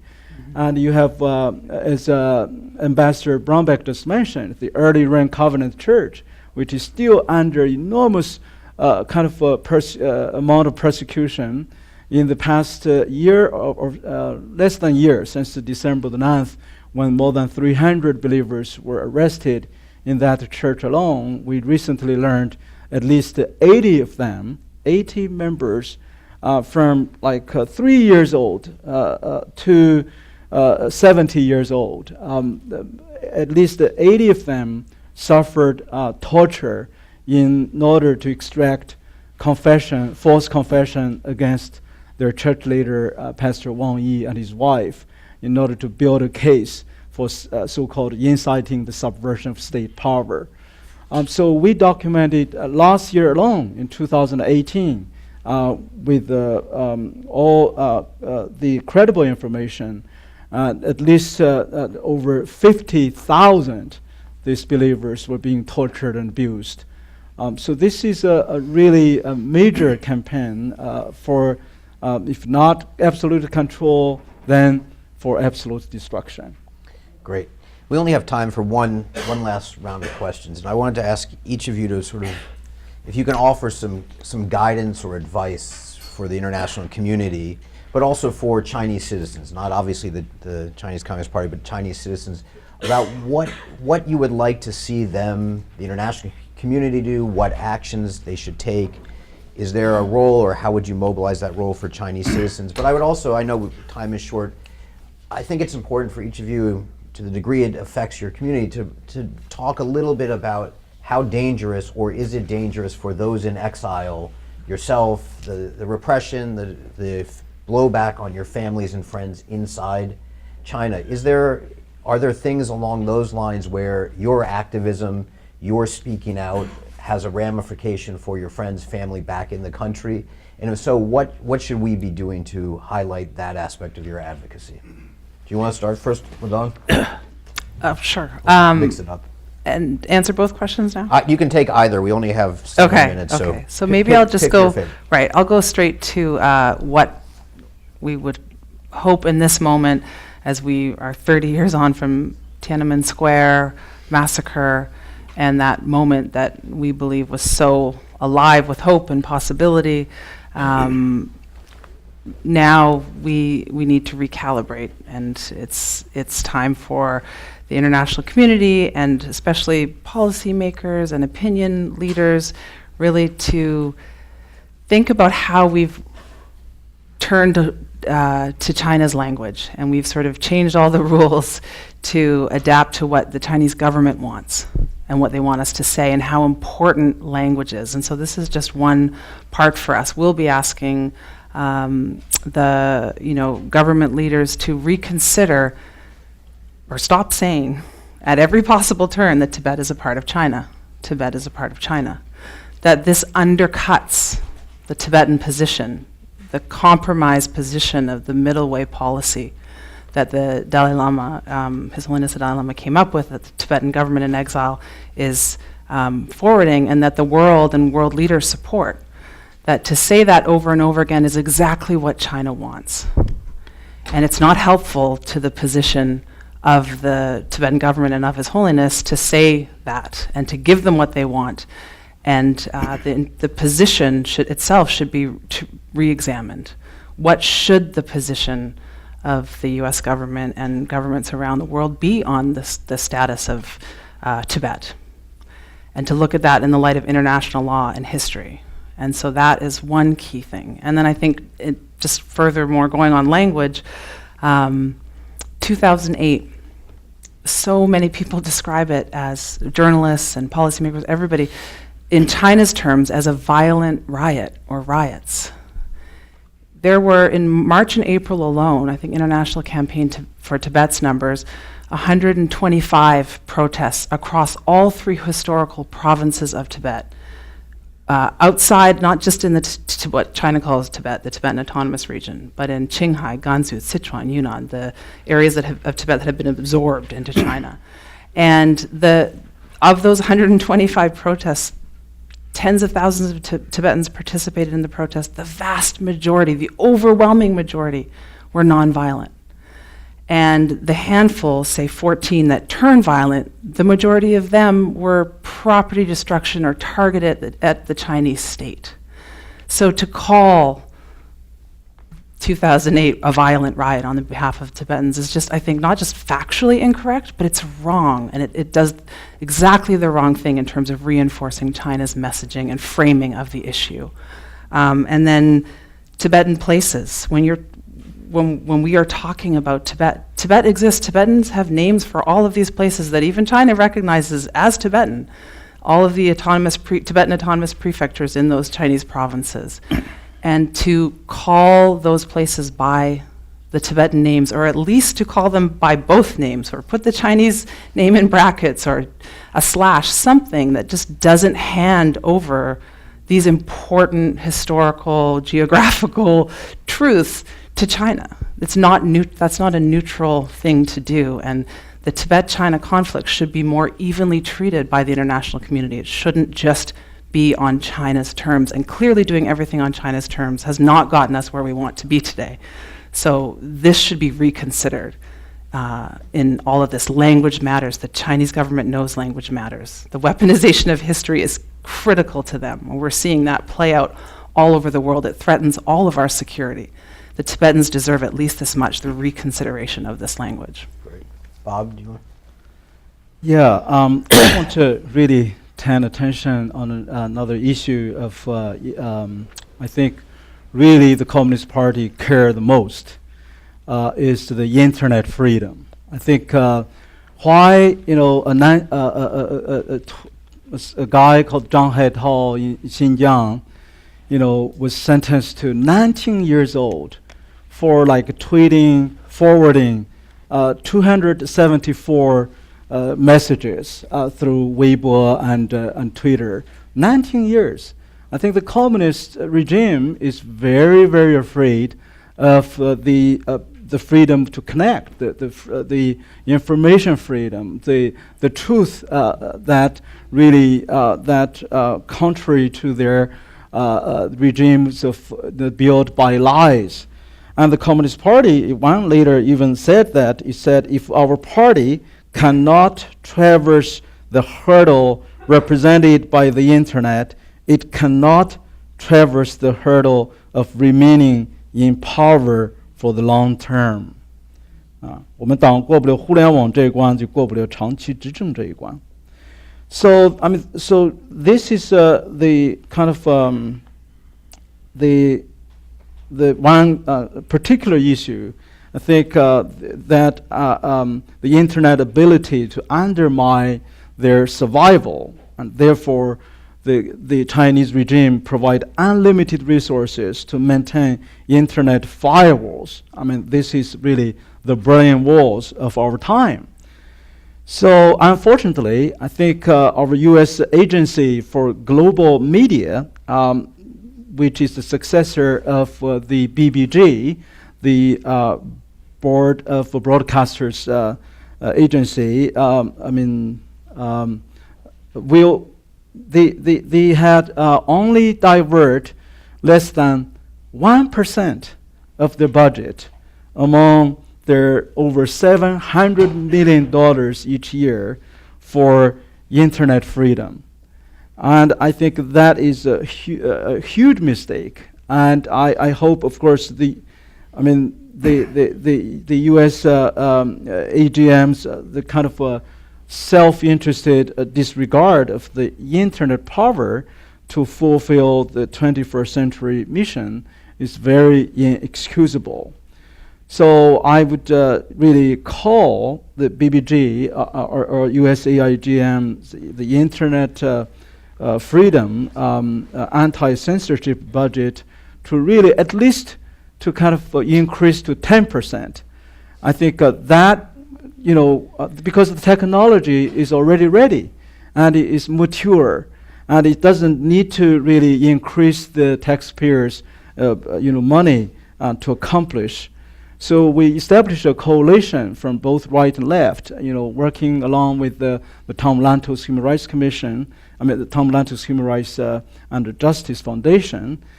And we call on Congress really to establish a primary U.S. AGM's obligation to rapidly provide access to the internet in closed societies, or at least to compel the U.S. AGM to allocate the not less than 10% of its population. And the world will be freer and safer the day after 200,000 Iranians are able to conduct an interactive town hall meetings, and 500,000 house church Christians are able to participate in a U.S.-based worship services online. The same will be true when Chinese crackdowns in Tibet and in Xinjiang can be immediately known to the world and in China. So the time has come. I think I would urge a policy, kind of a very small fine-tune that will make the difference. I remember last year when Senator James Lanford and I conducted an online kind of meeting with 5 house church leaders in 5 different provinces with one available internet firewall circumvention software. And without any detection, we conducted over an hour. How about expand it, to 1 million, 5 million, to not only the the ethnic Han Chinese, but in Xinjiang, Tibet, and Iran, North Korea. So that's my point. Great, thank you. Welcome. Well, thank you. Today is 21st century, we all know, but more than 3 million people in the concentration camp. After Second World War, whole the world have very good, very bad experience, saying never again. But it is happening again in East Turkestan. But China, in this century, continually denied and hiding the reality, saying no, we don't have a camps. We have a training camp or vocational camp, something like. And today, so many things was going on. Maybe so many deaths was happening in the camps, but actually, reality, a lot of evidence we don't know. So most of some country continue the silence today. You know, so many orphanages. More than 100 or 500,000 Uyghur detainees already transferred to the Chinese province. What for reason? Was it over the capacity of the camps? This reason, or for the organ harvesting? For this 500,000 Uyghur, for the use of organ harvesting possibility? We don't know. And such a horrible things was going on. And also Chinese government not only persecuted to the Uyghurs inside the camp on the inside East Turkestan, but also and the call to the Uyghur activists in outside, in abroad, to push the silence. If you speak up, then your family member will be dangerous again. So that's why most of some Uyghur who live in United States, Germany, Europe, around the world, have the same problem today, face the same problem. So in this situation, but unfortunately today is around the world more than 200 countries. But among them very few of them, like United States, Canada, European country, speak out. But most of them country continue silent, particularly Muslim country. Particularly Muslim country. Only Turkey speak out, and as the United Nations 40 section of Human Rights Councils speak out this. Rest of some, all the Muslim countries not only silence, even support Chinese policy towards the Uyghurs, repression policy. It is a really shame 21st century. No. And and today is also a lot of foreign company continue doing business with China. Even some company, United States, Germany, some other European country, also and investing and also helps provides surveillance technology.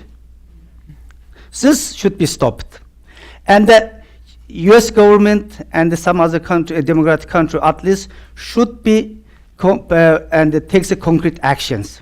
Yes, recently months, really international media attention to this cause.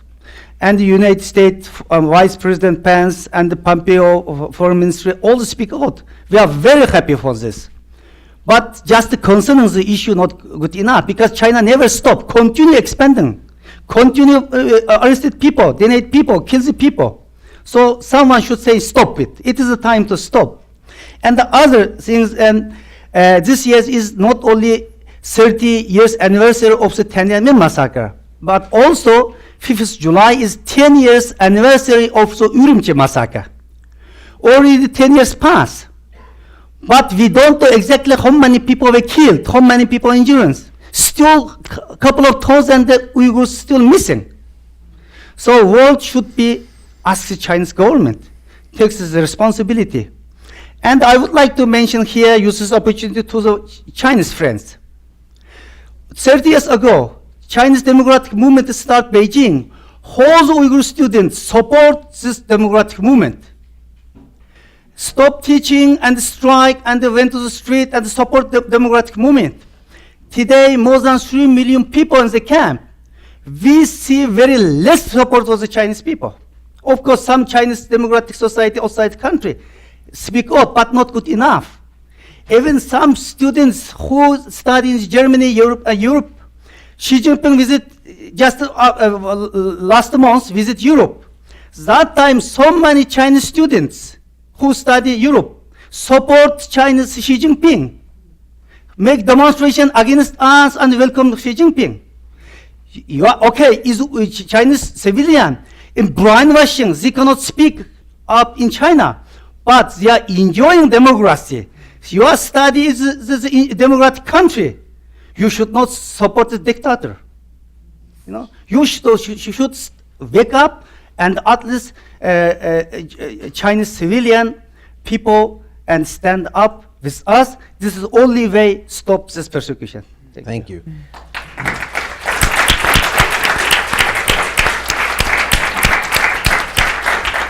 All right, well, please join me in, I guess you just did a round of applause for our 3 Democracy Award winners. Thank you.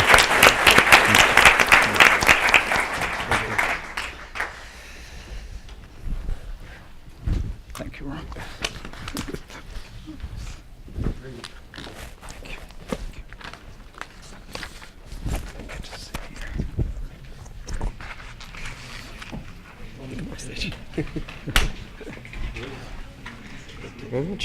Got it?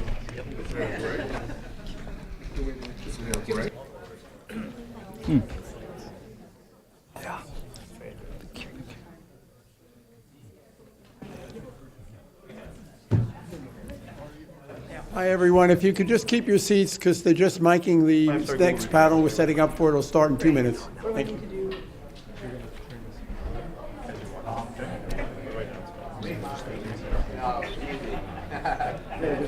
Tell me what you think.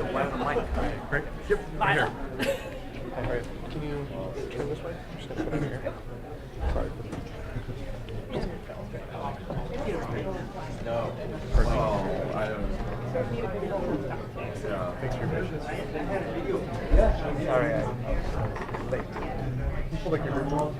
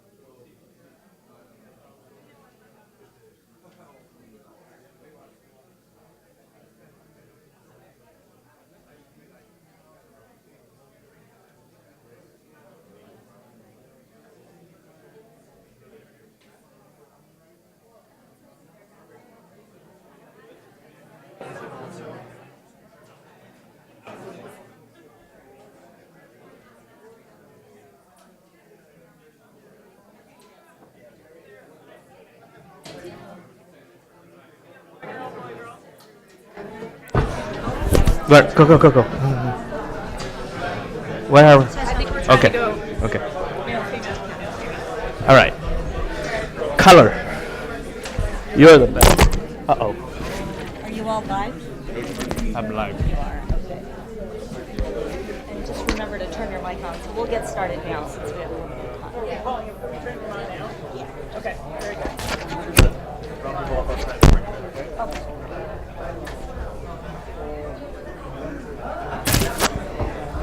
I'm already on. I think I'm on. If you don't know if you are, just tap it gently to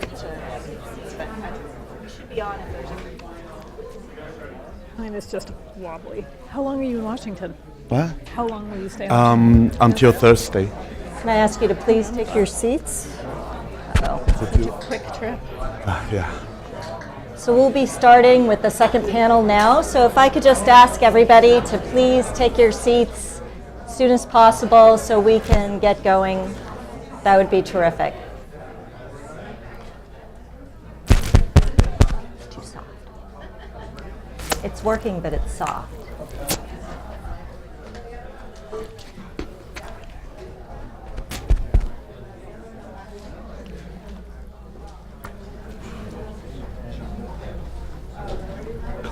Ladies and gentlemen, could you please take your seats?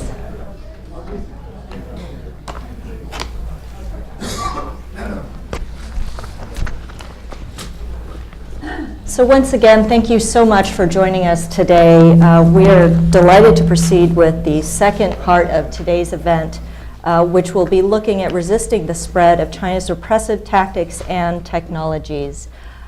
Before we go straight into interacting with our speakers today, I thought it was really remarkable to hear from all the speakers in the first session, and it perfectly illustrated a point that often comes to mind when I think about the impact of the PRC and technology, which is that it's easy to think of these technologies as simply a screen or a keyboard or something that is somehow divorced from the human experience. And what our three speakers this morning really brought to bear and really, I think, exemplified was the absolute humanity that is at risk here, that it is really people's lives who are affected by what we're talking about. And even when we discuss seemingly esoteric issues like technology, at heart we're really talking about human freedom and human dignity. And that's something that I think absolutely has come through already in today's discussions. We're delighted today to feature three people who have spent a good deal of their experience thinking about these issues of the PRC's tactics and technologies and their impact on freedom. And so I'll briefly introduce them, but you will have their bios in your packet. To my direct left is Xiao Qiang, who is the founder and editor of China Digital Times, based at the University of California at Berkeley. To his left is Sophie Richardson, who is the director of the China program at Human Rights Watch here in DC. And at the end, we have TT Cat, who is a Taiwan-based civic tech activist. All three of them will have distinct perspectives and I think a great deal of knowledge to impart. We don't have that much time today, so I'll get right into it, and I think we'll just have a conversation about some of these issues. Xiao Qiang, I wanted to start with you because we are also thinking about the 30th anniversary of the Tiananmen Square massacre this whole week. And I was hoping you could talk a little bit about your own perspective on this, and in particular, perhaps talk a little bit about your experience and how you've seen the discourse around Tiananmen change over the years since, both within China and maybe outside of China as well. How can I be short on this question? Almost exactly 30 years ago, I was a student physics studying here at Notre Dame University, and next day I saw the massacre on TV, and the day after I went back to China by myself, wanted to do something for my people. I started one very brief story. It was already 2 months later I was back to China. I finally connected with my family. My family was panicked at the fact that I came back at this time. They wanted me to stay away from Beijing as far as possible.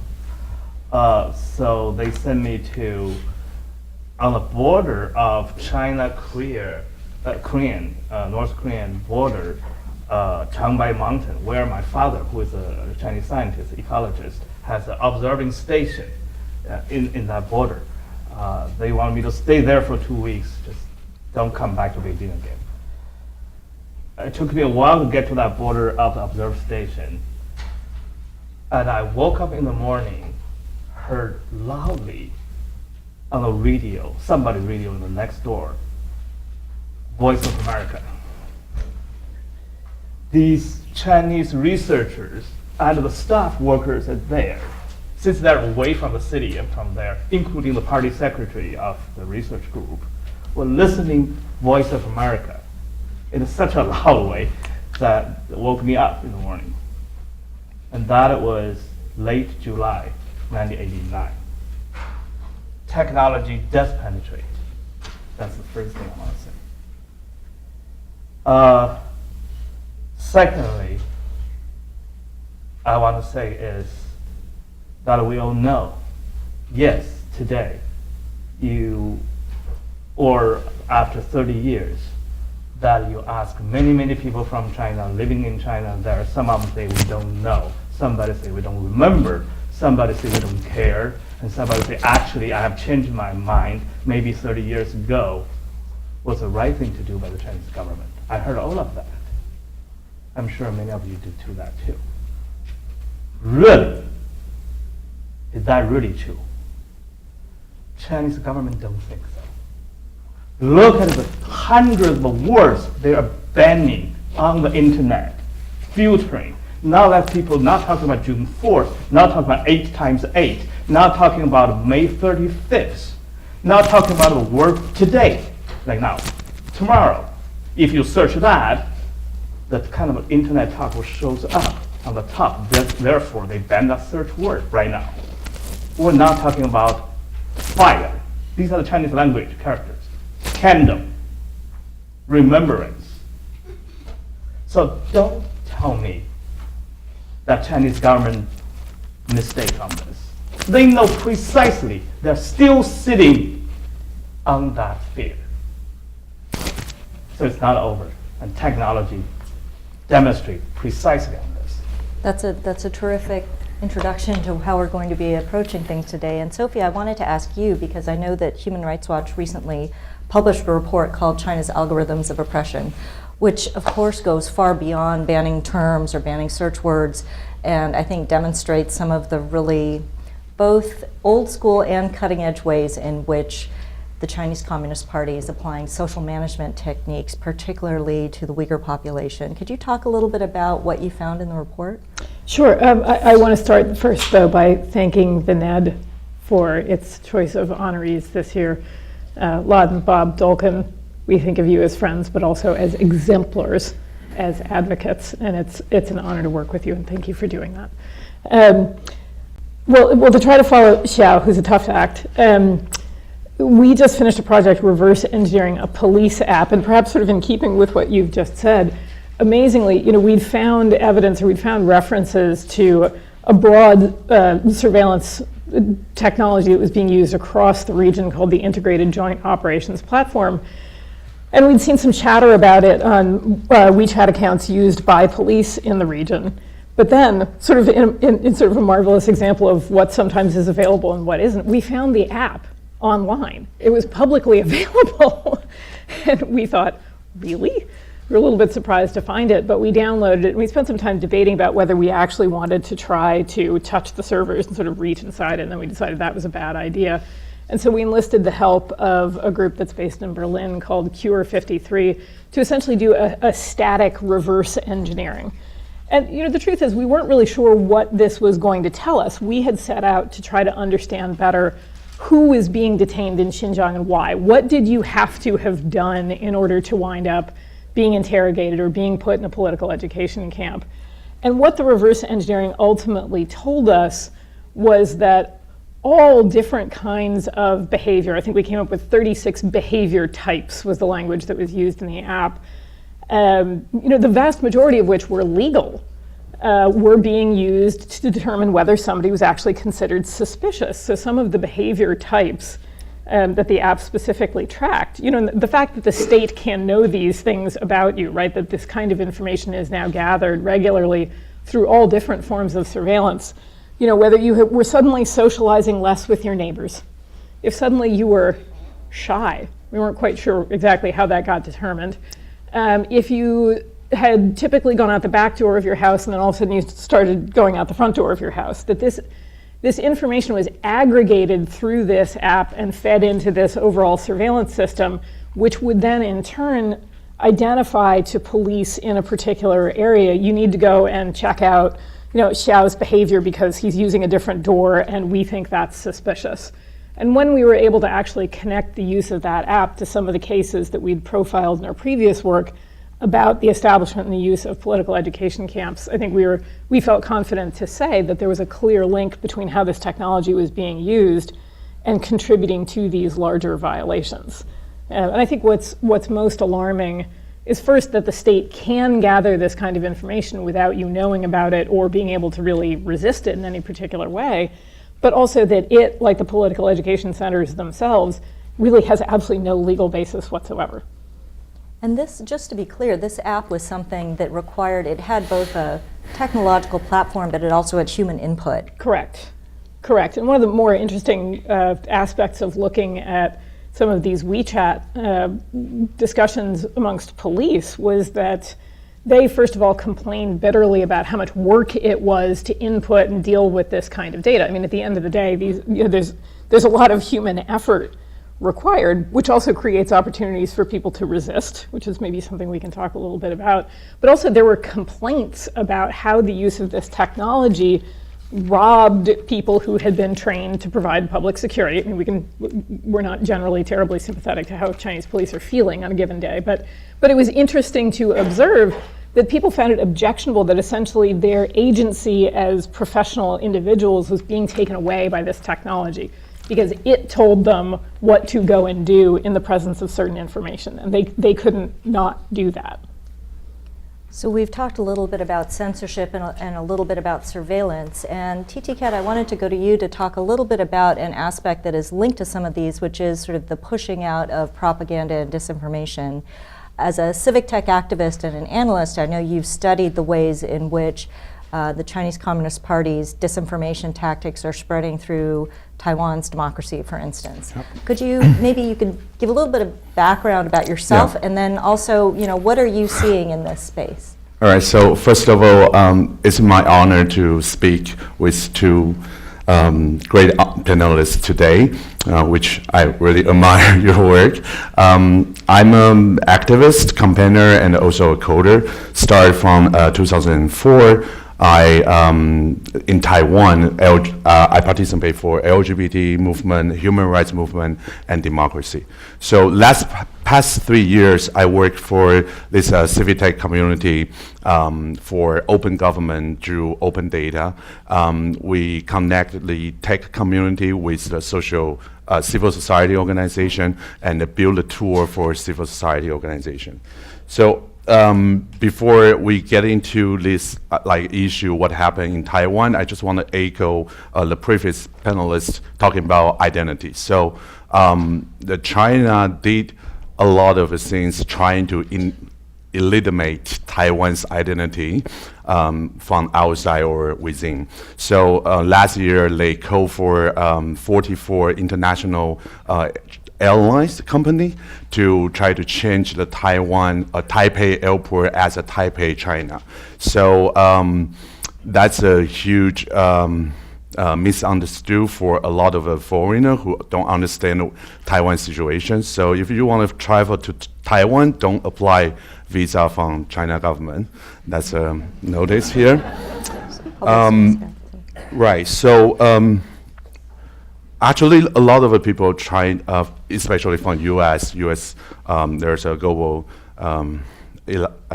education centers come to Taiwan to want to understand how China spread their propaganda and disinformation in Taiwan, right? But very little people really understand how those what kind of channel they use, and through the WeChat or Line group, because some message inside the messenger app. And then now, like in US or other place, we don't use Twitter that often. We use Facebook, and Facebook tend to close.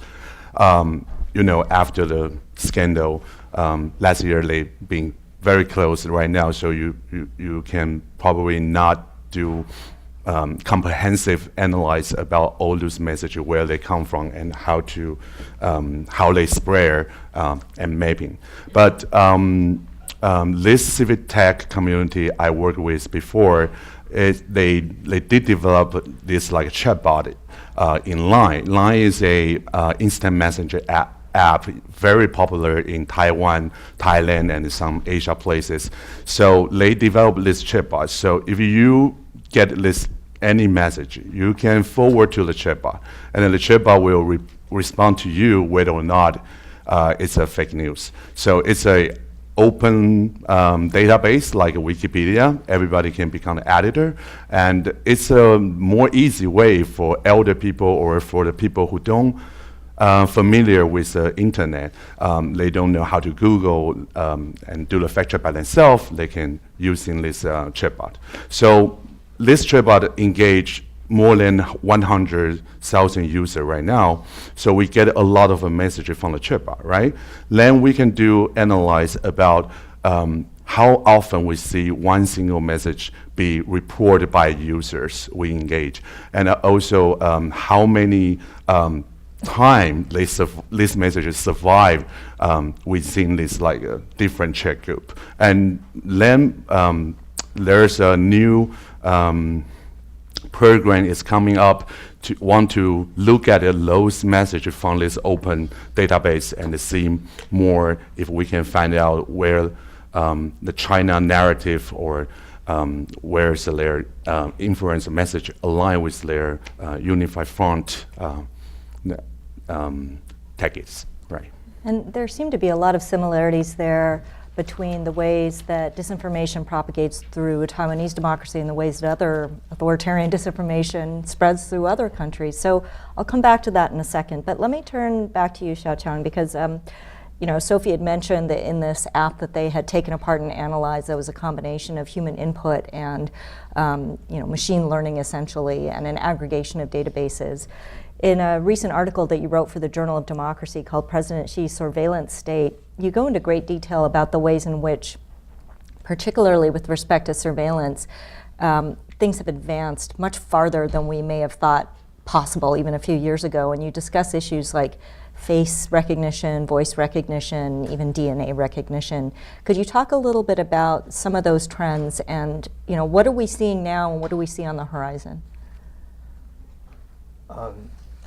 Maybe you also remember that until 3 years ago, I still has been very passionately advocating on the side of technology, the liberation side of the communication technology and internet, the digital promise we all had and the hope we had, empowering the ordinary people, the freer flow of information, the connected. More connectivities and emergence of a new form of collective action. That happens in China over the last decade, and I've been observing them. And of course, I had great hope for that will transform the Chinese society for the more freer and more humane. But the fact I observe, and the data shows in my research tells me that the Chinese authority has, since Xi Jinping stepped in power, particularly because he realized the vulnerability of the regime under this technology, he stepped up tremendously the effort of control and manipulate and the repression of the internet and public opinion. To my surprise, successfully until so far. Why? In addition to the desperation of the regime and the resource of the regime put there, what I also know now is from my university working with other colleagues and I understand the potential of technology now has turned. It's not only empowering individual users, it's actually the new generation technology, mentioned the field, right? Particularly the artificial intelligence empowered the big data analysis. And this sort of data-driven surveillance capitalism now is fused with the one-party dictatorship, becoming what I call the digital totalitarian state. China is well on that road. And the things that Shanti just mentioned, facial recognition, voice recognition, DNA collection, are actually happening in China. It's not dystopian film. It's actually happening in China. In Xinjiang particular, but it's more than Xinjiang, it's spreading out of China more and more. China's government is really on this way. And the technology helps. The individual user has no power but surrender their behavior data every day, every single move using WeChat. For one thing, Alipay. Yeah. And the Chinese private corporation is not really private, right? And the state has full access to all these data and the potential of the technology can. Some of them not quite there yet, such as machine learning for social credit systems. They wanted to. They will get there. But the whole plan is there. And with this new awesome power of technology, of surveillance, maybe this authoritarian regime can really last longer than what we hoped. And this really deeply concerns me. I still have the hope that ultimately people will prevail, desire for freedom will prevail, and technology, some of the technology aspect will help. But right now, we're not in that phase of the history. We're in the phase of the technology threatening the human existential freedom in China, as a matter of fact, throughout the world. I mean, you and I have both looked at the issues of internet in China for a long time, and I know back in the early days people used to talk about a cat and mouse game, but primarily talking about trying to get around censorship. And these days it sounds as though you're saying the cat has gotten much, much, much bigger and more well equipped. And if you think about ordinary people as the mice trying to get around some of these mechanisms, it's one thing to get around censorship, it's another thing to get around an entire apparatus that is able to essentially predict your behavior or cut off avenues of dissent even before they arise. And induce your behavior towards what state wants to construct. And think of how many cameras right there. Think of China as a leading technology that on facial recognition and artificial intelligence. And just using one short word, I used to focus on censorship on internet, but now the issue is censorship by internet throughout the entire space.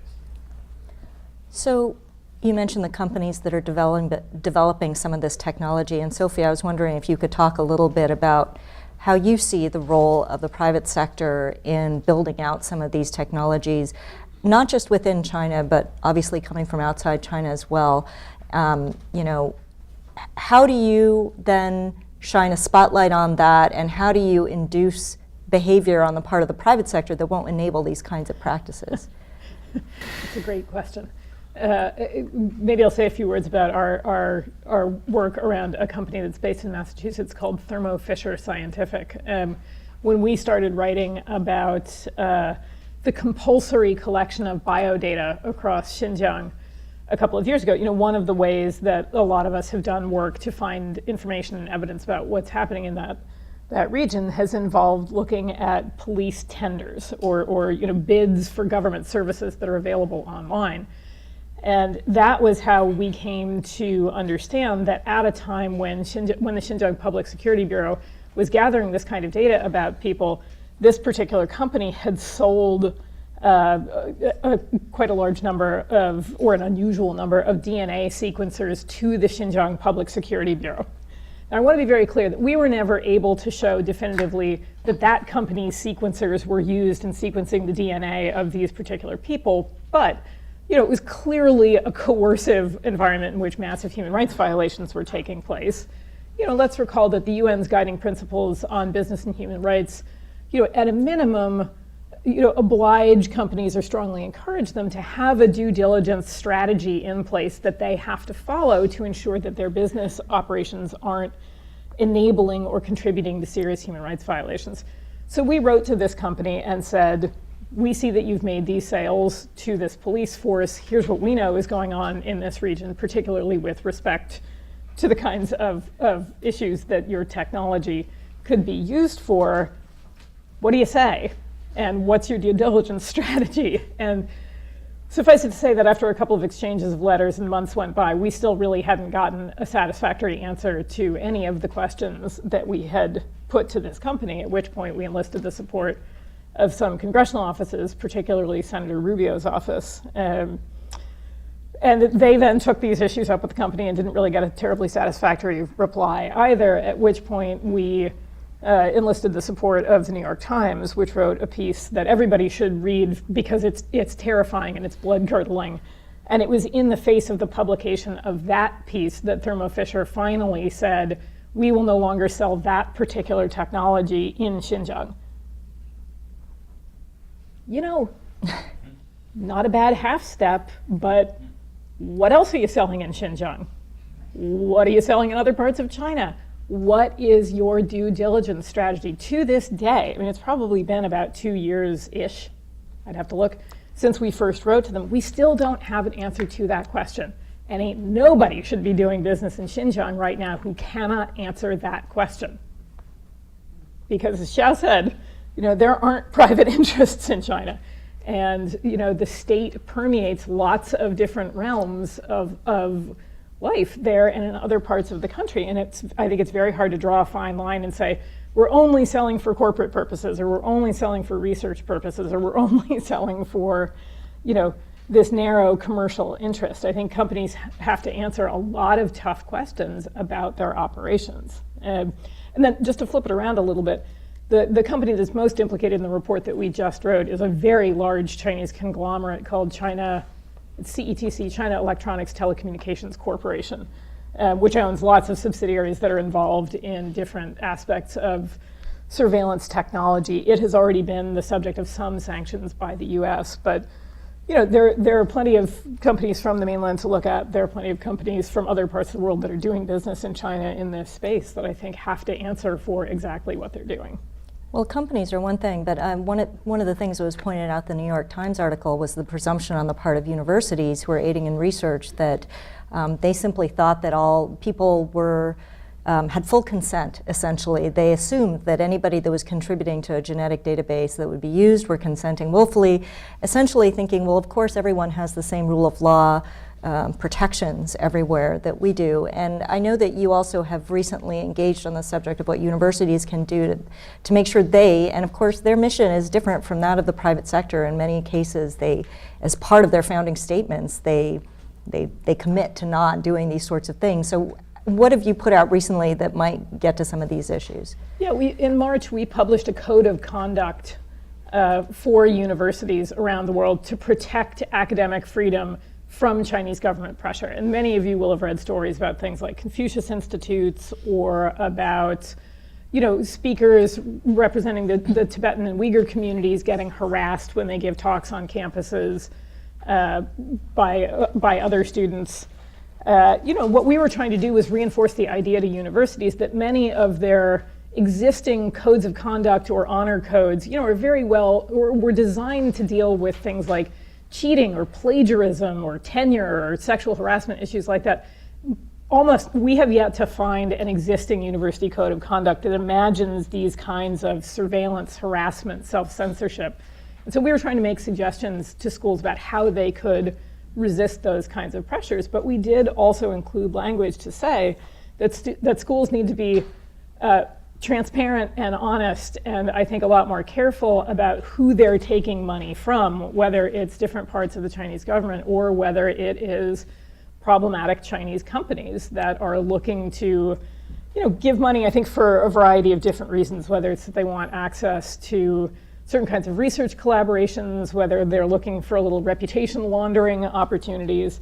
Universities are big businesses, and they too have obligations both as businesses, but also as defenders of academic freedom. And I think they're very blinkered on this topic. For a variety of reasons, we chose not to name the schools at which we had done interviews for this project, partly because there were over 100 of them. The positive net effect is that when we published the code of conduct, a lot of university administrators, some from schools who had previously not been willing to talk to us when we were doing the research, called us and said, "Are you talking about us?"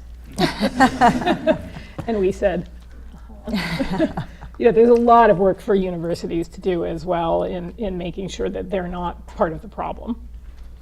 Some of what we're talking about, it's been written about in major news outlets. We certainly have talked a lot about all this data that's coming out, and it seems as though it would be a relatively easy thing to simply get the right information out there, let that circulate, and that should counter any counter narratives and so on. But TT-Cat, I know you've talked about in your analysis of disinformation, sometimes just fact checking isn't enough. And I was wondering if you could go into that a little bit more. Okay, so there's a very trendy words happen in Taiwan right now. It's called information war, information warfare. It's not new, but the people starting where that's happening right now, because due to the election last year, there's a referendum, 7 million people against LGBT, and there's a lot of KMT or poor China candidates be elected. So now people are very worried about the next election, which is next January. So people are talking about information warfare, but actually there are some researchers, but not as many as it should be, and they are trying to find the real evidence, which is very hard. Then But they wanted to aware other people who still don't know there's a China influence, or they buying the media, or they buying this like a local agent to try to spread their narrative. But when they trying to telling other people, it spread the fear. And the general public or civil society organization, they don't actually have an action plan or counter activities to deal with that, or show the real evidence who is actually taking the money from China. We only have a few right now. So if you go back to see the purpose of the information warfare, what they're trying to do actually is to divide your society. They don't actually care who get elected, actually. They want to divide your society and to tell you that, you see, democracy is a chaos and it's an inefficiency. It's not working, it's a lot of a fight, right? So they try to undermine your democracy value. So what we're trying to do is that, on the one hand, we need more technology, open technology, civic tech, for democracy and human rights, to finding the evidence, to mapping the channel, to tell the people who actually are the local agent for foreign regime. But on the other hand, we also need to develop the social innovative techies to communicate with the people who feel unheard, who feel disconnected, who feel distrust the government. So if we only use the fact-check result to talk to them, to argue their argument, they wouldn't believe your point. You're just pushing their away. So I think people from United States are very familiar with this, and we are looking forward to start. We are like very way behind right now. We need to start doing this. That's why I talk. Why? Yeah. And there are many similarities there. I think it's interesting that many people think that the Chinese party state is only concerned about suppressing, essentially censoring certain topics, but what you've described is very similar to what you might see the Kremlin doing in many countries, sort of trying to sow doubt in democracy itself, which is an interesting wrinkle. Xiaocheng, I wanted to ask you, and we'll have to wrap up pretty soon, but I wanted to get your sense on why all these issues are relevant outside of China.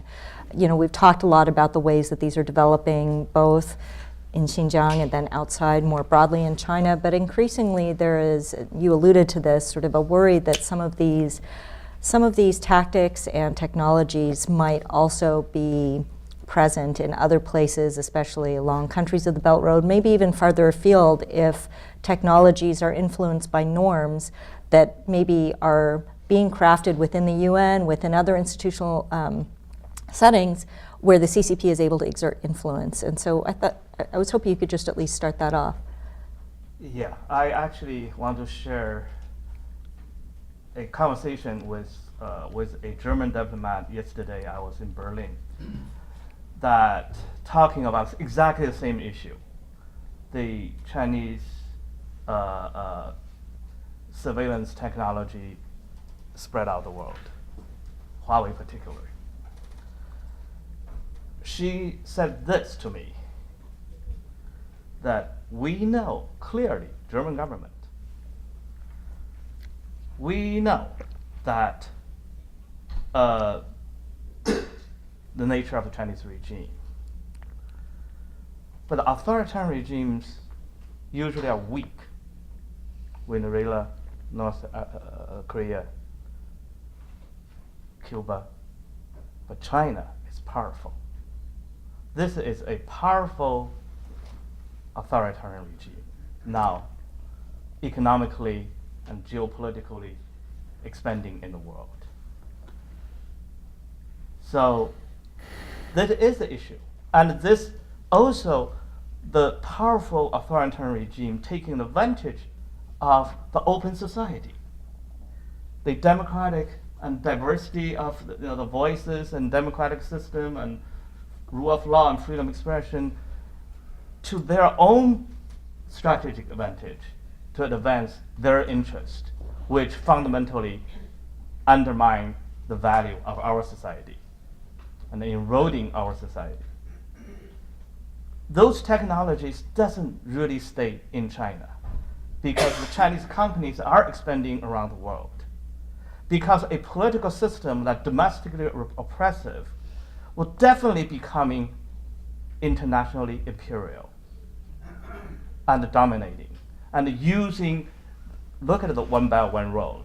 They're not only exploiting China's laborers and building infrastructure, building buildings and port. They're also providing digital infrastructure, 5G, surveillance technology under the name of smart city, particular component called safe city. And all these technologies are going to sprout the world. But once any country, any society, your core communication infrastructure are being under the companies of an authoritarian regime like China, then you are greatly endangered the value and the national security of human society, that United States included. So this is why it's so important for us to address this issue. And it's not, as you allude to, it's not just a problem of the Chinese government exporting this technology to other like-minded regimes, for instance. There's sometimes a perception that it's just going from authoritarians to authoritarians, but you're implying this is something that democracies and societies in between, everyone has to think about and grapple with. Yes, and they're facing it. They are facing the issue right now. Sophie, I was hoping that we could maybe conclude on a bit of a positive note by thinking about the ways in which civil society might be able to not simply be on the defensive, but think about how you would really make a difference in this environment. And because Human Rights Watch has had such heavy-hitting reports, and you've been thinking about the ways to conduct advocacy around this for a long time, what are some of the things that civil society, not just in the U.S. but around the world, can think about doing? I'm not sure why this question is coming to me, since I'm not necessarily known for my optimism, but but look, I mean, these guys have just offered up important observations about, innovating with technology and making citizens more aware and empowered.